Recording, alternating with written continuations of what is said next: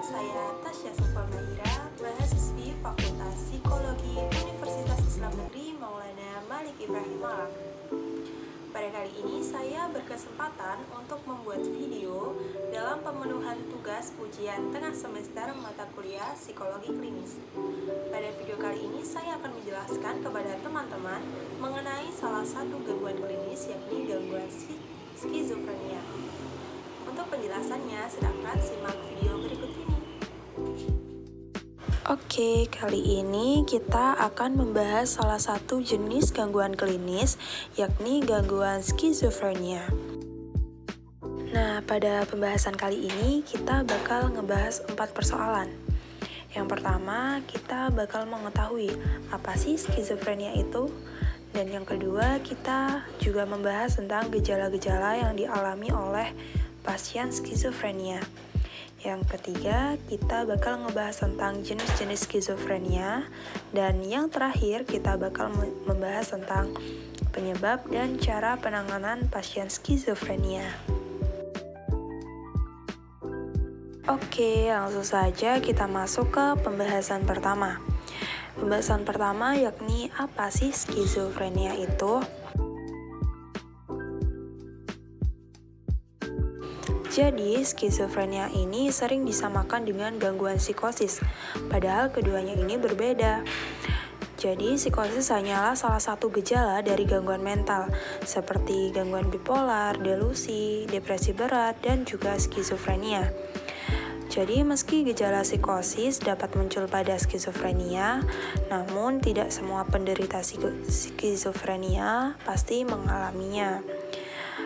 Berdasarkan data dari WHO, ada lebih dari 20 juta orang di seluruh dunia yang menderita skizofrenia. Kebayangkan banyaknya berapa orang yang menderita skizofrenia? Dan menurut penelitian Kementerian Kesehatan Republik Indonesia tahun 2019, diperkirakan ada 450.000 orang dengan gangguan jiwa atau ODGJ berat di Indonesia, termasuk pasien skizofrenia.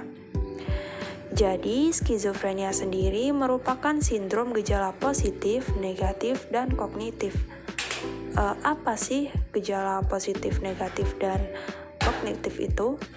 Jadi, maksud dari gejala positif adalah apa yang tidak dimiliki oleh orang normal, dan pasien skizofrenia memilikinya, sedangkan gejala negatif sebaliknya. Lalu untuk gejala kognitif, yakni meliputi memori, belajar, dan juga pemahaman. Selanjutnya, ada fase-fase yang dialami oleh pasien skizofrenia. Yang pertama yakni ada fase predomal. Pada fase ini, pasien skizofren cenderung menarik dirinya dari lingkungan sekitar. Dan yang kedua ada fase aktif, di mana mulai muncul gejala berat ditandai dengan munculnya gejala positif. Dan yang terakhir ada fase residu, di mana pada fase ini berprogres menjadi lebih baik dan pasien sudah tidak ada gejala positif, hanya saja tersisa gejala kognitif. Namun pada fase-fase ini dapat kembali dan berulang kembali. Kemudian kita akan membahas tentang waham-waham apa saja yang ada pada pasien skizofren. Yang pertama ada talk broadcasting atau siar pikir, di mana pasien sering merasa bahwa apapun yang ada di pikirannya dan rahasianya disiarkan di media massa seperti koran, televisi, radio, dan lain sebagainya. Dan yang kedua ada talk withdrawal atau sedot pikir, di mana pasien merasa ada yang mengambil pemikirannya, sehingga pasien terlihat seperti melamun dan pandangannya kosong. Selanjutnya, ada talk insertion atau sisi pikir, di mana pasien merasa ada pemikiran seseorang yang masuk ke dalam pikirannya. Yang keempat, ada talk echo atau pikiran bergema. Pada waham ini, pasien merasa ada hal yang menggema di pikirannya. seperti suara yang menggema. Dan yang terakhir, ada delusion of being controlled atau waham yang dikendalikan. Jadi di sini pasien merasa hidupnya seperti dikendalikan oleh suatu hal sehingga ia tidak memiliki kendali atas dirinya sendiri. Nah, pada pembahasan yang kedua kali ini kita akan membahas tentang gejala-gejala apa saja yang dialami oleh pasien skizofrenia.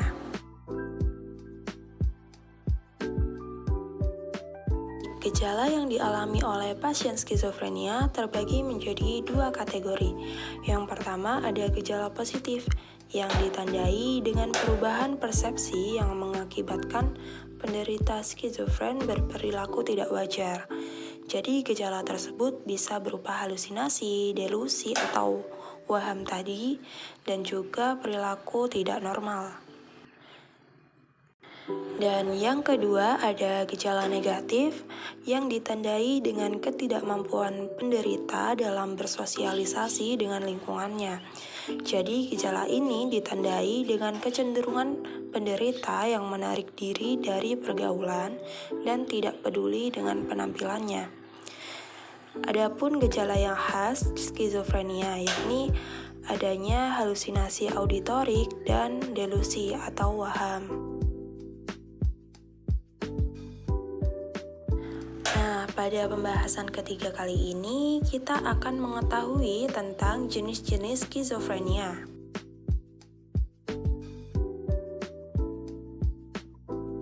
Jadi, skizofrenia dibagi menjadi 5 jenis. Namun, dari 5 jenis ini ada 3 skizofrenia yang dominan. Nah, 3 skizofrenia yang dominan ini disebut juga dengan the big three skizofrenia. Yang pertama ada paranoid, di mana yang dominan adalah halusinasi auditorinya yang mengancam pasien ataupun memberi perintah. Jadi pada skizofrenia ini ada waham kontrol, influence, positivity, dan kejar. Yang kedua ada skizofrenia hebephrenic, di mana yang khas adalah disorganisasi proses berpikir. Biasanya, pasien memiliki jalan pikiran yang tidak lurus atau inkoheren. Nah, skizofrenia hebephrenic ini dapat muncul pada usia muda, yakni dalam usia 15-25 tahun. Pasien dengan skizofrenia ini biasanya merasa hampa tanpa tujuan, cenderung menarik diri dari lingkungan sekitar, dan perilakunya tidak dapat diramalkan atau tidak memiliki tanggung jawab. Pasien juga bisa tertawa sendiri dan senyum sendiri dalam hal yang tidak wajar. Selanjutnya ada skizofrenia katatonik, di mana yang dominan dalam skizofrenia ini bukan waham ataupun halusinasi, melainkan sikap atau postur pada pasien. Ada yang namanya fleksibilitas cerea. Biasanya pasien hanya diam, misalnya jika tangan pasien kita angkat dengan posisi hormat, maka ia akan terus seperti itu dengan posisi hormat selama berjam-jam. Yang keempat ada skizofrenia residual, di mana pasien skizofrenia pernah terdiagnosis the big three skizofrenia tadi, yakni ada skizofrenia hebephrenic, katatonik, ataupun paranoid, salah satu dari the big three itu tadi. Jadi biasanya timbul gejala negatif pada pasien seperti aktivitas pasien yang menurun. Dan yang terakhir ada skizofrenia simplex. Jadi skizofrenia simplex ini hampir mirip dengan residual. Sama-sama muncul gejala negatif yang dominan. Namun bedanya pada skizofrenia simplex ini tidak diawali dengan the big three skizofrenia tadi. Nah, pada pembahasan terakhir kali ini kita bakal ngebahas tentang penyebab dan cara penanganan pasien skizofrenia. Oke, yang pertama kita bakal membahas tentang penyebab skizofrenia dulu. Jadi, penyebab skizofrenia ini belum diketahui secara pasti, namun ada faktor yang diduga dapat meningkatkan terjadinya skizofrenia.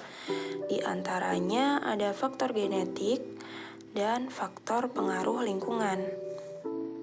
Nah, yang terakhir kita bakal ngebahas nih, bagaimana cara penanganan pasien skizofren.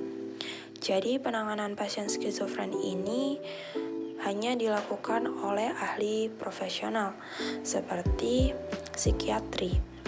Kemudian, memang belum ada obat yang dapat menyembuhkan skizofren, namun ada pengobatan yang dapat mengendalikan ataupun mengurangi gejala skizofren. Jadi hal tersebut dapat ditangani dengan yang pertama ada pemberian obat-obatan antipsikotik, yang kedua psikoterapi, dan yang ketiga ada terapi elektrokonvulsif.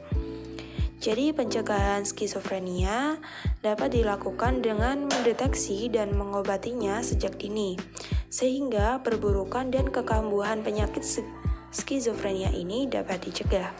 Dengan begitu, kualitas hidup pasien skizofrenia dapat membaik dengan cepat.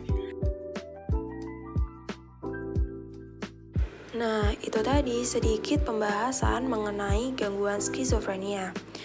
Terima kasih untuk teman-teman yang udah menyimak dari awal hingga akhir, dan sampai jumpa lagi. Wassalamualaikum warahmatullahi wabarakatuh.